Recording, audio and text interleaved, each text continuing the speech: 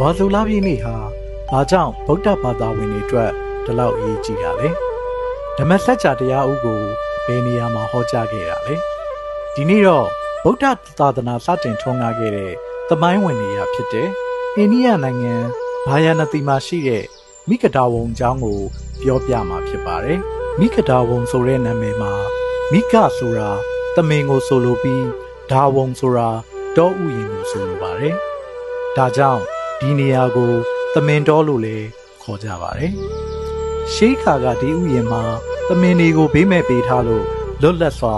ကျက်စားနေထိုင်ခဲ့ကြပါတယ်ဖျားရှင်ဟာဗုဒ္ဓဂါယာမှာတပ်ပိညုတရွှေဉာဏ်တော်ကိုရရှိပြီးနောက်ဒီအမှန်တရားကိုဘသူကိုအရင်ဟောပြောမလဲလို့ဆင်ခြင်တော်မူခဲ့ပါတယ်ထို့နောက်ရခင်ကအတူတကွတရားအကျင့်ကျင့်ခဲ့မှုတဲ့ပြင်စဝဂီ9ဦးကိုတတိယတော်မူပြီးမိုင်ပေါင်းများစွာခြေလျင်ကြွတော်မူကာမိဂဒါဝုံသို့ရောက်ရှိလာခဲ့ပါတယ်ဝါဆိုလပြည့်နေ့မှာဖျားရှင်ဟာပြင်စဝဂီ9ဦးကိုဓမ္မစကြာတရားဥဟောကြားတော်မူခဲ့ပါတယ်ဒီတရားရဲ့အဓိကအနှစ်သာရကတော့အစွန်းနှစ်ပါးကိုရှောင်ကျဉ်ပြီးမျက်စိမှပရိပဒါဖြစ်တဲ့အလေလက်လမ်းစဉ်ကိုလိုက်နာဖို့ဖြစ်ပါတယ်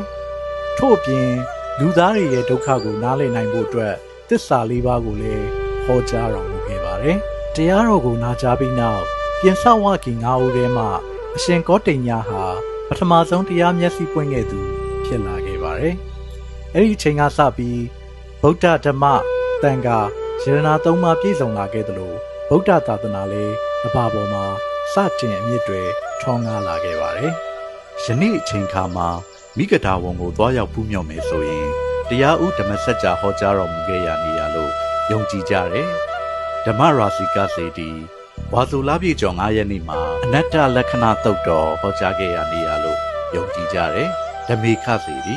အတောကမင်းရဲ့ရှေးဟောင်းကျောင်းတိုက်များနဲ့မူလကန္တာကုတီကျောင်းတို့ကိုဖူးမြော်နိုင်ပါတယ်။ဒီနေရာဟာဗုဒ္ဓဘာသာဝင်တိုင်းဘဝမှာတစ်ချိန်လောက်တော့သွားရောက်ဖူးမြော်ခြင်းကြတဲ့မြင့်မြတ်သောသမိုင်းဝင်ဒေသတစ်ခုလည်းဖြစ်ပါတယ်။ဒါကြောင့်ဝါဆိုလပြည့်နေ့ဟာတာမန်လပြည့်နေ့တစ်နေ့မဟုတ်ပဲဓမ္မစကြာတရားစတင်ဟောကြားခဲ့တဲ့နေ့တန်ခါယရဏစတင်ပေါ်ပေါက်ခဲ့တဲ့နေ့ဗုဒ္ဓသာသနာစတင်ထွန်းကားခဲ့တဲ့နေ့ထူးနေ့မြတ်ဖြစ်ပါတယ်ခင်ဗျာဓမ္မမိတ်ဆွေများလည်းဒီလိုမြင့်မြတ်တဲ့နေ့မှာသည်မြတ်စွာဘုရားရှင်၏အဆုံးအမများတိုင်းဓမ္မရတာကိုမျက်နှိုးစွာစိတ်ဝင်ခံစားနိုင်ကြပါစေလို့ဆုတောင်းရင်းဒီဗီဒီယိုကိုဒီမှာပဲဆုံးသက်လိုက်ပါတယ်အားလုံးပဲမင်္ဂလာရှိသောဝါဆိုလပြည့်နေ့ဖြစ်ကြပါစေခင်ဗျာကျေးဇူးတင်ပါတယ်ခင်ဗျာ